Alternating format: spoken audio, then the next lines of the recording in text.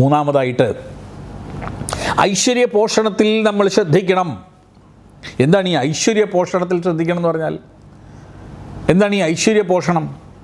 നിങ്ങളുടെ ആരോഗ്യത്തിൽ നിങ്ങൾ ശ്രദ്ധിക്കണം, നിങ്ങളുടെ സമ്പത്തിൽ നിങ്ങൾ ശ്രദ്ധിക്കണം, നിങ്ങളുടെ അറിവിൽ നിങ്ങൾ ശ്രദ്ധിക്കണം, നിങ്ങളുടെ ഏകാഗ്രത വർദ്ധിപ്പിക്കുന്നതിൽ നിങ്ങൾ ശ്രദ്ധിക്കണം. അപ്പോൾ അതെന്താ അങ്ങനെ? ഐശ്വര്യ പോഷണം ഉണ്ടെങ്കിൽ മാത്രമേ ക്രിയാത്മകമായ ഒരു സമൂഹം നിലനിൽക്കുകയുള്ളൂ, ഒരു സമൂഹത്തിന് മുന്നോട്ട് പോകാൻ സാധിക്കുകയുള്ളൂ. ഓരോ സമൂഹത്തിലെയും ഓരോ വ്യക്തിക്കും യജ്ഞം ചെയ്യാൻ കഴിയണം, ബലമാർജിക്കാൻ കഴിയണം. മൂന്നാമതായി ഐശ്വര്യ പോഷണത്തിൽ ശ്രദ്ധിക്കണം എന്ന് പറഞ്ഞു. അവനവൻ്റെ ആരോഗ്യത്തിൽ ശ്രദ്ധിക്കണം, വ്യായാമം ചെയ്യണം. ആരോഗ്യമാദ്യം ഖലു ധർമ്മസാധനം. ധർമ്മസാധനം ചെയ്യണമെങ്കിൽ ആരോഗ്യമുണ്ടായേ പറ്റൂ. നല്ല ആരോഗ്യമുണ്ടാവാൻ വേദം നമ്മെ പഠിപ്പിക്കും. പശ്യേമ ശരദശതം ജീവേമ ശരദശതം ശൃണുയാമ ശരദശതം പ്രബ്രവാമ ശരദശതം അദീനാസ്യാമ ശരദശതം. രോഗമില്ലാത്തവനായിക്കൊണ്ട് 100 വർഷം ജീവിക്കാൻ സാധിക്കുക. ഇത് വേദത്തിൻ്റെ ഒരു വിഷൻ ആണ്, കാഴ്ചപ്പാടാണ്. കൂടാതെ സമ്പത്ത് ആർജിക്കാൻ ശ്രമിക്കണം.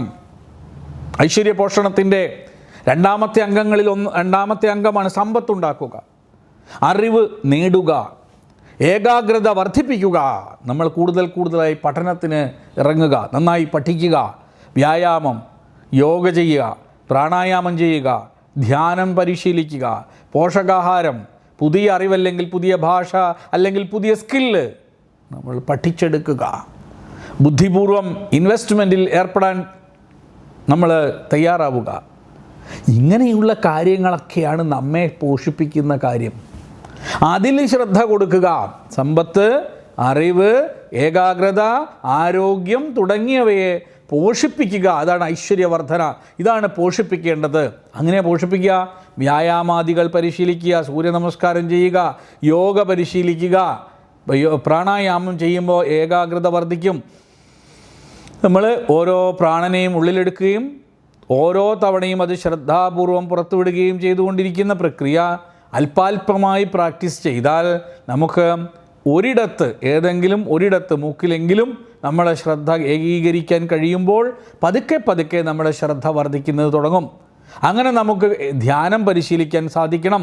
നിരവധി ധ്യാനങ്ങൾ കൊണ്ട് മാനസികമായ അസ്വസ്ഥതകളെ ഇല്ലാതാക്കാൻ കഴിയും. ഇപ്പോൾ ഈ കഴിഞ്ഞ മാസത്തെ പ്രധാനപ്പെട്ട സയൻറ്റിഫിക് അമേരിക്ക എന്ന മാസികയുടെ കവർ സ്റ്റോറി ധ്യാനത്തെക്കുറിച്ചാണ്. ധ്യാനം എങ്ങനെ മനുഷ്യൻ്റെ ജീവിതത്തിൽ മാറ്റം വരുത്തുന്നു എന്നതിനെക്കുറിച്ചാണ്. പോഷകാഹാരം, നല്ല ആഹാരങ്ങൾ കഴിക്കുന്നതിനെ പറ്റി, പുതിയ അറിവ് അല്ലെങ്കിൽ പുതിയ ഭാഷ പഠിച്ചെടുക്കൽ, ഇതൊക്കെ നമ്മുടെ പോഷണത്തിനുള്ളതാണ്.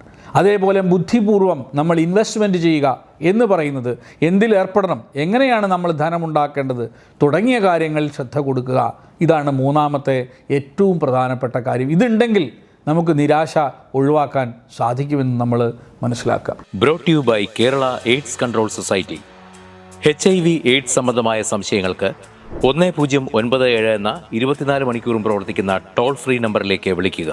വാട്സാപ്പിലും ഫേസ്ബുക്കിലും ഒക്കെ സ്റ്റാറ്റസ് അപ്ഡേറ്റ് ചെയ്യാറുണ്ടല്ലോ. HIV സ്റ്റാറ്റസോ HIV പിടിപെടാനുള്ള സാഹചര്യങ്ങളിൽ കൂടി അറിഞ്ഞോ അറിയാതെയോ കടന്നു പോയിട്ടുണ്ടാവാം. എന്ത് തന്നെയായാലും മുൻകൂട്ടി പരിശോധിച്ച് HIV സ്റ്റാറ്റസ് അറിയൂ.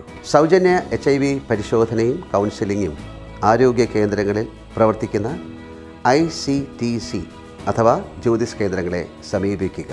നിങ്ങളുടെ സ്റ്റാറ്റസ് എന്തായാലും വിവരങ്ങൾ രഹസ്യമായി സൂക്ഷിക്കുന്നതായിരിക്കും.